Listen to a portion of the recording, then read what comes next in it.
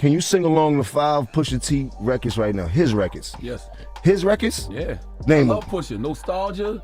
Oh, you was a Pusha T fan. If you know, you know. I didn't know he had fans like that. Can you name 5 Pusha T records? No, his records. Pusha T, I love your soul, my dog. You're not in my top 50. You might be in Charlemagne's top 50 and things like that, but you haven't done that much for me in my life. Like, I didn't never want to be like Pusha. I never had a Pusha moment in my life. I never thought, like, you dig? Like, where I'm from, niggas want to be like you if you was really that dude. And Jim Jones messed with the wrong names. Nas and Pusha T, 2 certified legends. And he didn't just throw shade, he lit the whole bridge on fire. Back-to-back disrespect like he had nothing left to lose. Now, his career's hanging on by a thread and people are acting like it's already snipped. All it took was one wild podcast moment to flip the culture against him. He said Nas was never really that impactful. He called Pusha T overrated. He even bragged that he made Nas go viral again. And that's when some folks started saying Jim crossed a line he might never recover from, because what followed didn't feel like normal rap beef. It felt like the culture was already plotting his exit.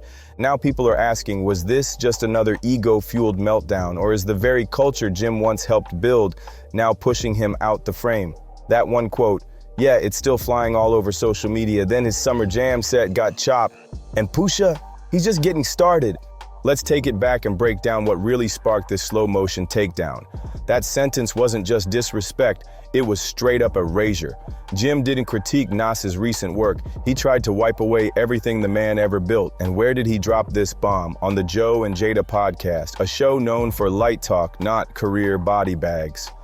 But instead of walking it back, Jim doubled down like he was proud of it, said Nas never meant much to the culture, and even flexed like his Billboard stats could rival or beat Nas's legacy. Let's get one thing straight, Nas isn't just some rapper, he's a pillar of hip-hop. Illmatic is literally studied in college classes. Ether still haunts veteran rappers in their sleep. And King's Disease? That proved he's not fading, he's evolving. Meanwhile, Jim's out here talking like he just dropped The Chronic, and people weren't buying it.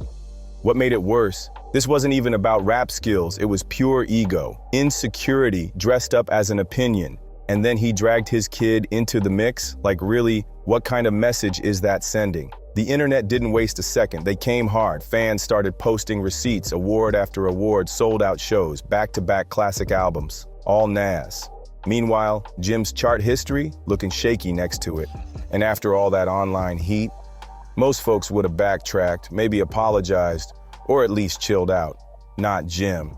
He jumped on Nightcap, stared straight at Shannon Sharp, and tripled down. Said Nas never had the influence people think he did.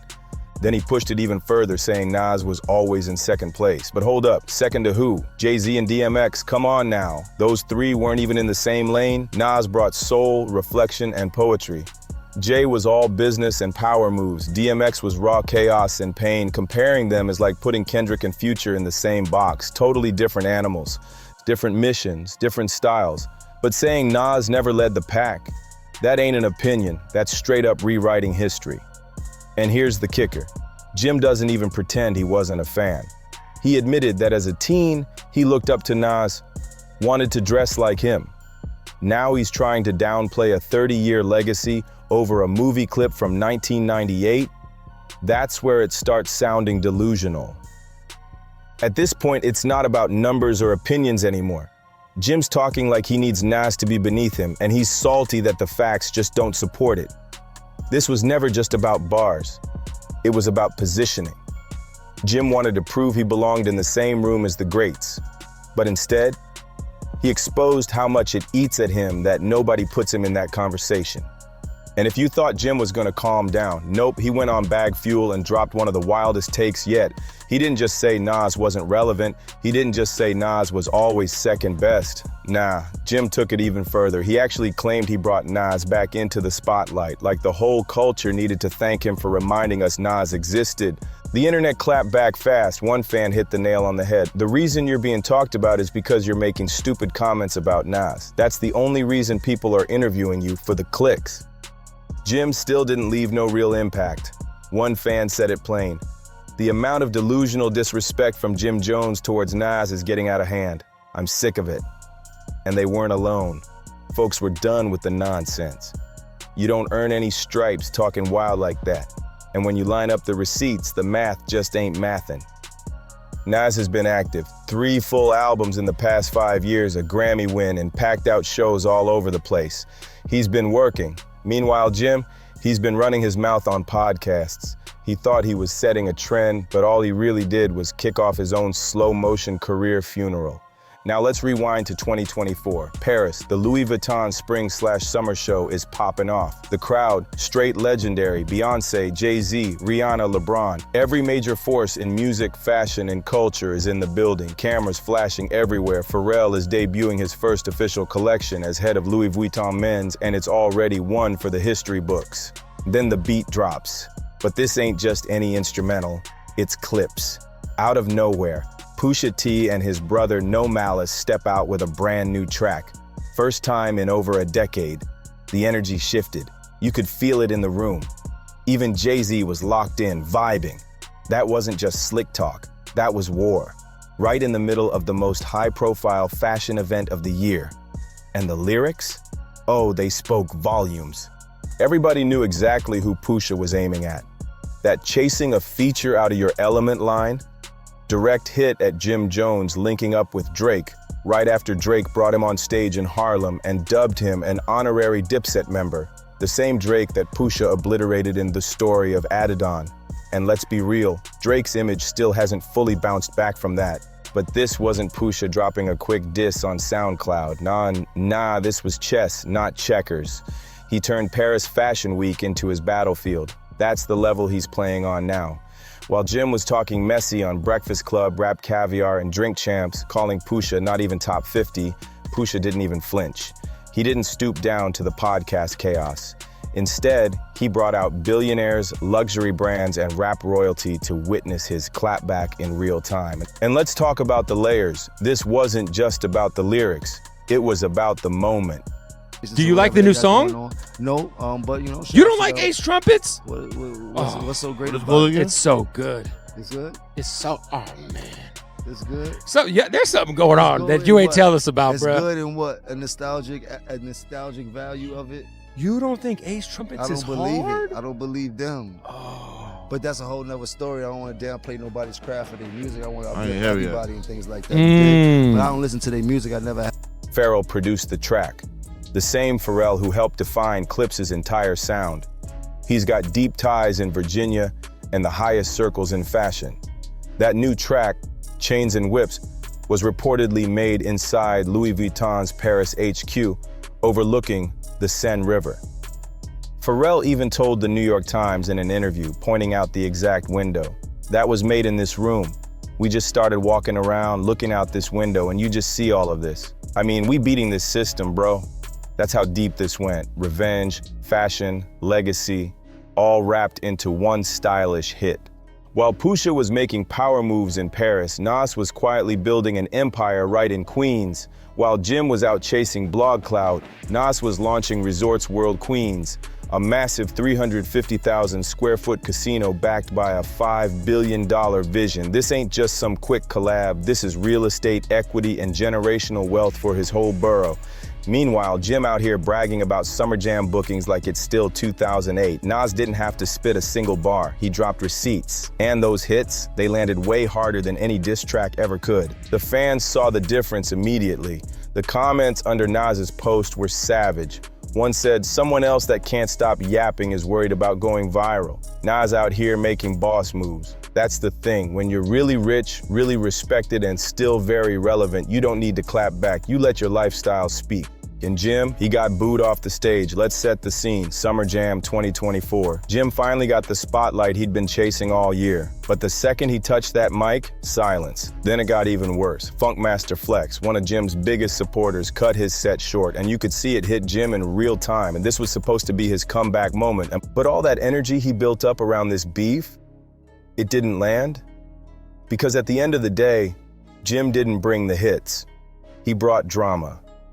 And somehow, even after all that, Jim still wasn't finished. He had one more diss ready to go, and this time it got personal. After the Louis Vuitton moment, Pusha T didn't have to say much, but behind the scenes, word started spreading fast. He wasn't done, not even close. Sources close to Clips say their upcoming reunion album is stacked with surgical bars aimed directly at Jim. That Paris track, that was just the warm-up. What's coming next is darker, sharper, and way more brutal. Some insiders are even calling this Pusha's Coke Bear moment because he's fully embracing the villain role. No more playing it safe. And if Jim keeps running his mouth, it's looking like lyrical murder is on the way. And it's not just about bars, it's about the whole setup. Pusha is staging his return in luxury spaces, rubbing shoulders with billionaires while Jim's still rapping in Harlem alleyways over the same beat he just got buried on. Yup, you read that right. Jim actually flipped the Chains and Whips instrumental and dropped his own freestyle as a response, but then he pushed it too far. He brought up No Malice, and that was a mistake. Pusha might take the jabs, but bringing up his brother, a man who stepped away from rap to follow his faith and change his life, that wasn't just a diss, that was disrespect. Pusha hasn't clapped back publicly yet, but if we've learned anything, it's that he doesn't strike fast, he strikes strategically, and when he does, it's devastating. Then Jim made his biggest mistake. He dissed Clips' brand new single on camera during an interview. One final swing at Chains and Whips, trying to play it off cool. But that move might have just sealed the deal. And just when you thought Jim had finally said enough, he kept going. In another interview clip that started making rounds, Jim doubled down again, this time tossing shade not just at Pusha or No Malice, but at the entire Clips legacy. He called their style dated, said their subject matter don't hit like it used to, and even questioned why anyone's still hyped about a Clips comeback in the first place. But here's the catch. While Jim's out here trying to discredit legends, Clips is being invited into luxury spaces by the same industry titans that once overlooked them. And the people paying attention, they see the shift. Because in 2025, it's not just about going viral, it's about relevance with respect. And that's exactly where Jim's falling behind. Pusha's been quiet publicly, but the silence feels heavy, like something's loading. Clips fans are already buzzing that the next drop is going to be nuclear. Behind the scenes, producers, stylists, and execs are treating this next Clips rollout like an art exhibit. Strategic visuals, luxury branding, even whispers of a documentary. Meanwhile, Jim's strategy, it's looking shaky. After the freestyle flop, the Summer Jam cold shoulder, and the constant backlash in the comments, even his day ones are starting to question the moves. The hype he tried to build, it's turning into exhaustion. People aren't entertained, they're embarrassed for him, and now the pressure's on. Because once Clips finally drops that album, and if it hits as hard as insiders claim, it's not just gonna bury the beef, it might just bury Jim's credibility with it. At this point, Jim's not battling rap giants, he's battling his own relevance and losing fast. Jim tried to play it cool, said he never even listened to Clips, but that fake chill, it cracked. The insecurity was leaking through every sentence. Because deep down, he knows he was the target, and he got bodied. No spins, no excuses, they cooked him. And here's where the whole energy shifts. It's not just Nas and Pusha anymore. It's the culture turning its back. Blogs are dragging him daily. Even die-hard Dipset fans are throwing in the towel, saying it's time for Jim to log off. This wasn't a beef, it was a reality check. Jim Jones stepped into the ring thinking he was ready to spar with legends. But instead of bars, he got humbled by silence, strategic moves, and billionaire plays. And now, he's not trending, he's not charting, he's not getting playlisted. He's becoming a ghost in the very game he helped shape. And here's the wildest part. The new Clips album hasn't even dropped yet. That might be the final nail in the coffin. The real funeral. If you made it this far, drop a comment and tell us, do you think Jim can recover from this? Or is it game over? Make sure to like, subscribe, share, and turn on those notifications so you don't miss what's next, because this story ain't done yet.